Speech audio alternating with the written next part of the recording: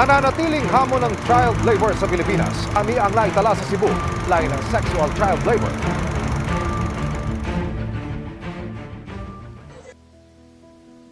Sa ekonomiya ngayon, maraming mga pamilya ang naghihirap dahil sa kahirapan, lack of work, at insufficient income para sa matustusan ang kanilang pangangailangan. Dahil sa sitwasyong ito, many parents find it difficult to provide for their children.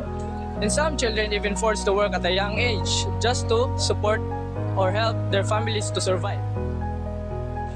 Despite the challenges they're facing, nangingibabaw pa rin ang kanilang mga pangarap na nais makamit sa buhay.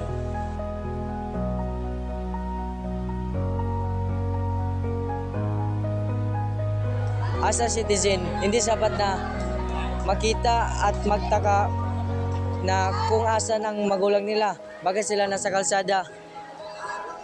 Kailangan din nating tanungin kung ano ang dapat nating gawin upang makatulong sa kanila.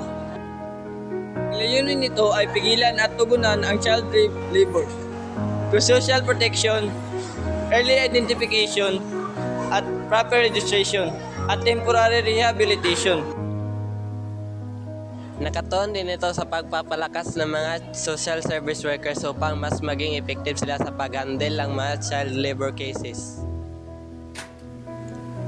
Through these steps, natutulungan ang mga empleyado na maayos na matugunan ang mga kaso ng child labor na pagserbisyo para sa mga bata at kanilang pamilya.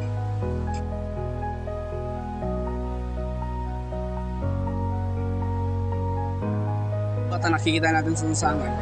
Tandaan, may kanya-kanya ng buhay at mga pangarap, and they deserve a future where those dreams can be possible.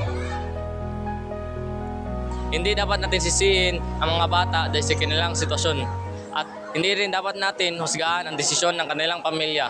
Ang tanging magagawa lang natin ay suportahan at palakasin ang kaso ng child labor at matugunan ang mga pangangailangan ng mga bata.